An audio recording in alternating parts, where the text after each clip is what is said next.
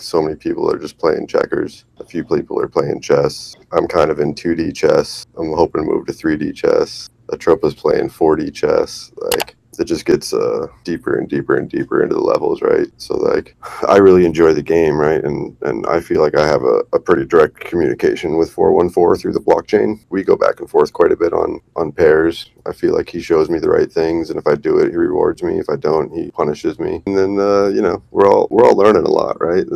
People are learning a lot more about liquidity pools and paths and price impact and all that stuff, and that's all super real world stuff. The only other person I can even imagine that can do this on like a real world scale is Richard Hart. Imagine you were mining Bitcoin at $2 to $30, and you put that shit in a liquidity pool. How big your liquidity pool is right now? That's billions of dollars, and you don't ever have to sell the chart. You just take a little piece out of your liquidity pool. It totally makes sense to me, and I know why we have this little tiny bridge and all that Ethereum money we're trying to get through here, because when you try and shove that much money through a little tiny door, you just absolutely moon. And also protection for dumping, right? A little bit too, and like, so the same thing, right? Every time that someone buys out a price impact, that's the same on the Pulse chart. When they come in from stables to Pulse, you see these guys with $1 million, and right behind it you see $500,000 in arbitrage. All that arbitrage just getting out through the pools, right? I mean, granted, those bots, they're making good money too, but they're helping. And if whales actually start FOMOing $1 million at a time, all of that just gets filtered out into our system through all these little tiny networks, right? Like that's the Pulse, is that we bond all of our liquidity and we're all there together. Yeah, it's gonna be crazy in the next bull run. We probably be richer, and it'll probably be stabler than XOG's price charts. Definitely. And like, key bonus, right? Liquid Loans comes over here. You ain't ever got to sell your Pulse. You just take a loan for 90% and you take your money out. And if you come back later and Pulse is 2x, well, you find $1,000 and you go get your money back out, or whatever it was that you loaned. You find that money and you go get your 2x and you still have your money. Like, we don't have to sell Pulse once Liquid Loans gets here. We just moon all of it. Just, it compiles so fast. The math in my head just goes like, okay, like, thought I was going to be a millionaire, might be a billionaire. It's just like, it's crazy. I don't really think I'm going to be a billionaire. I would never be able to hold that long. I don't need nearly that much. I'm good. A million's more than good for the rest of my life, Not with inflation, but I got you. Yeah, but now that I'm learning about LPs, I also understand that too. Like, I'm just gonna park everything in LP, and then whenever I need money, I pull a little piece of my LP, and I don't even hurt a chart. People say, when are we gonna go to parity? When's PDI going to parity? Personally, my thought is Atropa has to plug into all of the free airdrops, right? All it's doing is creating this really, really huge laid out blanket, and if you bring all the free airdrops into these liquidity pools and make multiple paths for the arbitrage, then you're going to filter all this money down into them. So it's not about necessarily, the way I see it, it's not about pegging PDI, it's about pegging the entire airdrop. You're saying all the PRC20 copies that we're saying? Exactly. I don't know that we go through all of them, but like, if we get the top 100, 200, like, we're chilling, and we got ETH coming over here like there's no tomorrow. P-Link, all of them, all of the major players. So another thing that you probably didn't notice is that we are also going to ETH, buying tokens that we are finding. So we brought over, I think, 4 or 5 tokens today, all of them over 100,000 holders, all of them good lick, all of them good volume, and we brought them over here. So we have from Ethereum tokens, and we liquidated them. We gave them 4 or 5 different paths, so that when those people on ETH come over here and look at a chart, they see that there's an actual chart, and not only is there a chart, but it's going to have volume every day for life, and it's slowly getting a bigger pool through that arbitrage, because they're leaving a little bit of LP there every single time. So like, that's really the trick that's going on right now, is we're just slowly filling all these LPs so that people can come over and cash in their free airdrops. So you burning the liquidities or no? Atropa, most of his paths are on V1 with burnt liquidity, and then most of us that are helping and providing, we're all in V2, and we're getting our little LP fee for helping out. Anything that you liquid bond to Atropa and then liquid bond to anything else, you've created a path of arbitrage. So that token's just going to have volume forever. Yeah, it's crazy, because I saw some other coins, and as soon as they got paired with Atropa, they was almost dead. And I just seen so many other coins just start flying after they got paired with Atropa. It depends on how you do, right? Like, if you go full blown with Atropa, then you're just like, you're actually not, that token's not even getting any value, right? Because you can just hold Atropa. Like, when we bridge over a new coin, we basically go 25% Pulse, 25% Atropa, 25%, I'm not even gonna lie, I'm at A1A, because A1A is just a mini Atropa. It's just a little powerhouse of volume. And then, whatever else is left, when you LP, you want to do 2 things that you want more of, right? So the more of those paths there are, the more arbitrage. And as long as there's at least 150 bucks in there, you're allowing at least $1.50. The arbitrage bots can make a buck or a penny or two every transaction. That's all you need. And those are they're growing, they're humming. You can look at all those charts. You can tell they're robotic. It's just up, down, up, down, up, down, up, down, little tiny fucking arbitrage bots all day long. The first trigger that requires none of us is the price of Pulse has to change, right? If the price of Pulse changes, that's going to trigger that one little ETH peg. And this is just like on the wrapped Pulse versus wrapped ETH, right? So that just creates that arbitrage on the bigger level. So that's enough to create like a price disparity in all the little pools. So that's enough to trigger a little bit, right? But if there's no player volume, if we're not actively trading, then the machine definitely slows down a lot, right? Like it needs a little bit of something for it to go. So we're all apes. Everyone that's on Pulse, we've aped Teddy, right? Like who else is here to buy it right now? I mean, we're all FOMOing the top again, but like realistically, right? Like you get to a point where everyone owns it, so they have to sell it or hold it, and it slows down. Richard always talked about rewarding your LP providers. That's really what's going on. If you're LP providing, then you're eating off this volume. You're securing the network or securing the asset also, increasing it or decreasing the likelihood of a quote unquote rug and increasing the likelihood that institutional investors would more likely be willing to get involved. Yeah, I mean, we all saw OKX, right? They bought 5 million tokens. That's the beauty of this thing. Centralized exchanges want it. They got to come in through the front door and buy them just like everybody else. Atropa? Oh, just Pulse in general. Atropa okay. Too, right? If they wanted to put Atropa on a centralized exchange, you got to come in through the door, buy the Pulse, buy the Atropa, bridge it out. But definitely that. So I'm waiting for some more hits on Richard, more hits on Pulsechain. We just recently had this hit where they,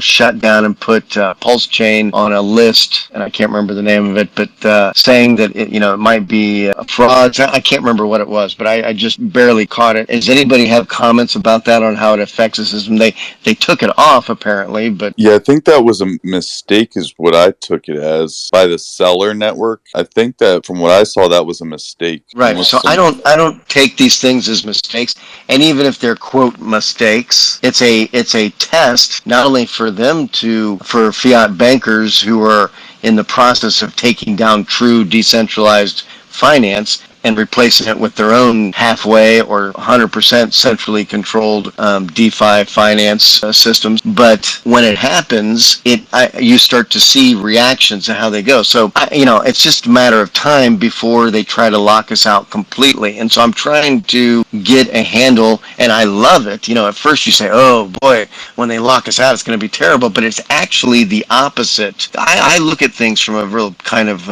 optimistic standpoint because I have a lot of faith in, for lack of a better word, patriots, that people that want, to gain control back for their own countries and their own, businesses and their own world, as opposed to the technocrats or the governments and the fiat bankers who have really gamed the system for 50 plus years, and we're kind of stuck, and so we're getting out of it. So they basically, we have this battle. They're fiercely going to fight it real cleverly from behind the scenes and then overtly as well, but then you get to a point where you become competition. And so we're at that point of competition, so we're going to have to go through some hard points where they're going to really shake things up, but they just can't take us away. So to me, from a positive aspect, being optimistic is that it brings attention, and we are in an attention economy. Being in an attention economy, we have to spin it right, and I think Atropa extending out to the Ethereum blockchain creates that. Even if they try to cut things off, it will create a problem for them as well as pairing starts to get more. What are your thoughts on that, Sonny? As far as if there's attack on Pulsechain and that pairing and Atropa being over there, any thoughts on how that might connect? So I mean, there's value, right? The only vulnerability we have right now would be if the bridge went down. Like, other than that, we're true DeFi. Like, you can't stop this. You can't take it away. Even if they take the bridge down, we build another bridge. But I mean, if you hack that and took the money out, yeah, we're fucked. But as I started to think of things more as a pulse and look at this as a wave, right? And Atropa is kind of it's this non-mechanical wave, right? It just flows without anything behind it. It's like we're a little wave right now, and you can throw as many rocks at us as you want. but it's still a wave flow, and there's still another wave right behind it. Great way of giving a picture of the motion. This is really a great way of conceptualizing it in a physical way. Thank you. Yeah, Right. definitely. And like, It's the same way that I see Atropa, right? It's just it's this wave, right? You touch it over here, and it's felt throughout, and little pieces here, little bot might take a piece here, little piece here, but like that wave's just going to keep going. yeah, I wouldn't worry. The system seems to be robust and anti-whale. So if they try to attack the network, especially Atropa, they would see price impact. They will see price slippage. So the way the liquidity pools are set up, they would have to stagger in while competing with us and the bots. So I wouldn't really be concerned about it. Now, if it was really in its early infancy, and someone can buy up a good amount of coins and then keep dumping on the network, then that would probably be concerning. But I don't think that would be possible. Okay, so you bring up a really good point. So once you have enough economic energy, just like Sonny was explaining with A1A, and if someone tried to duplicate the same system he set up with A1A, you'd have to do it with $5 million would be the only way to match it. The more Pulsechain is decentralized, the more we have more people involved, then they'll be met with resistance naturally, because just like it's met with resistance with overreach of trying to come at these exchanges. Now, as you see, they just basically, like Coinbase, they just move to another part of the world. They don't shut down business. They just move to another part of the world. They can pivot out. But it's the majority of BRICS and everybody, they're trying to move against the US dollar. So I wouldn't be concerned about the SEC. We have privacy bridges that we can go on and off, and we have VPNs. Just like in China, they ban VPNs, but everybody got one out there. So it's just like cryptocurrency. The Atropa is not like XRP or say a USDC where they can just freeze your funds from transaction. Atropa and these coins, they can't do that. So they would have to tax you like they're taxing you on and off ramps. Right. And so if you reveal the government or fiat bankers or central exchanges or whoever, if they purposely go against something that doesn't really have any reason to go against it, like they did with Hex a number of times, then it shows people and brings more attention to it, and especially if you have green candles and things like that, and they're trying to attack it. So if you just conceptually go through these things, you can get some comfort knowing that there is a balance point of a positive and a negative. So negative, they come in, but if they come in too hard with the negative, it can backfire on them. And people are saying, hey, don't take our rights away. Hey, and then we can advertise it and pump it up as saying, hey, there's nothing wrong with this. Why didn't this coin did this, and that, a real illegal activity, and they didn't do anything about that, but they're doing it to this, and the price of it's going up. And so what could happen is people say, okay, screw the Ethereum side, and boom, they all jump over to the Pulsechain side. So there's a lot of real positive things that can morph out of that. But conceptually, I was just trying to go through the process of how they could attack and what could happen. But there's always lots of positives that can be stacked up in the weighting to pump up the attention economy in our favor. This is all about timing. If you don't have to win. All you have to do is create doubt, fear, uncertainty and doubt at a critical point. And a lot of the critical point has been passed because there's enough liquidity and economic energy in Atropa on the Pulsechain side, and now it's building on the Ethereum side. So, hey, it's good to kind of get this parade of terribles out of the way so people can have some solidity. No matter how negative it gets, we can always turn it into it can be our greatest positive, which is an amazing thing to think about, but it's really true. Yeah, because it just really shows how the system could be anti-fragile. Yeah, that's an interesting term. So I'm looking at the Atropa PLS pair, and I'm not, it's just up and to the right, but I'm trying to understand better I'm still trying to get deeper into the smart contract codes, but how. If we have an event like for instance, on October, I can't remember what day it is that Richard has his first court date. Does anyone remember? Black Swan event, but go ahead. November Yeah, 28th. Okay, so November 28th.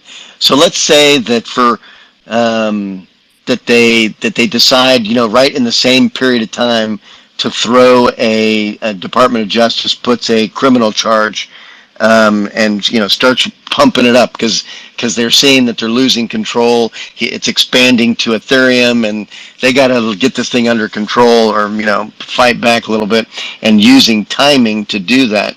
So in that instance, I'm real curious how the Atropa.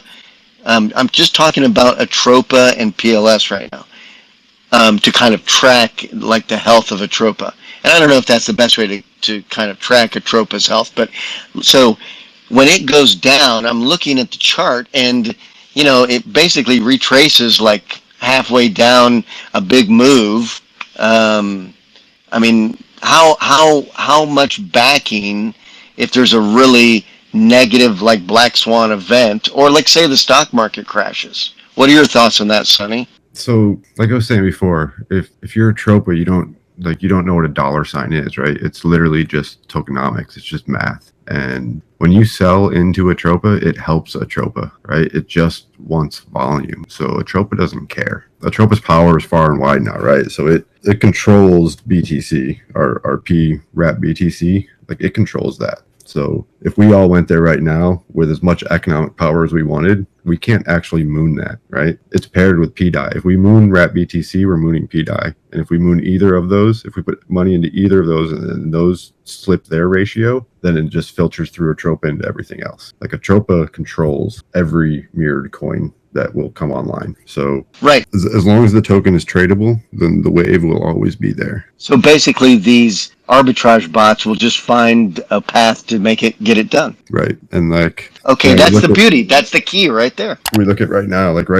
we have the bridge in, right? That's the majority of all of our money. We have these little tiny window. Like right now we've got Coast, right? So Coast is, it may or may not be the only other way in or out, right? But Coast is our stable coin, right? Get away from all these other ones. We don't want ETH stable coins. We want our own, right? We want to be independent of everybody. Our liquidity has to go through ETH, right? So like, when I say bring in stables and get out ETH, it's like that's for a control issue, right? But like, the reality is, for us to truly be freestanding, we have to have our own stables. So like, if you're coming into the ecosystem, the absolute best thing you can do is go and buy Coast and then come in that way. And then when liquid loans come online and we have another native stable, like, that native part is huge, because that's what frees us from everyone else. And when we're truly free of all of the other crypto, we can actually, that's when you start, in my mind, that's when I start doing the math and go like, yeah, we can flip ETH. If they can bridge their money over here and trade it over here for cheaper, why wouldn't they, right? And like the FOMO, right? They're going to chase candles, because ETH is liquid bonded to BTC. Like, it's not going to 2x without BTC 2x. It's just not possible.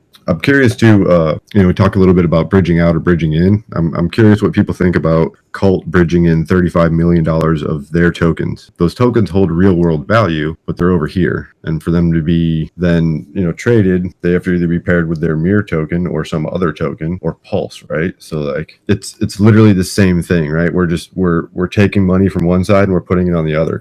Cross-chain has been around forever, and normally it's used for exit liquidity. Maybe it is now too, right? Maybe that's what Teddy turns into be, right? That's our easy way out, where we can sell ETH and not touch the pulse. It goes deeper and deeper, layer and layer and layer that you look at it, right? Because you cross one over, you cross the other over, and then like, if you want to bring something to parity, right, you got to take one over to ETH and liquid bond it over there, and then bring one over here and liquid bond it over here, and then you have multiple arbitrages of the same thing, and that will ultimately level the price of all of them out.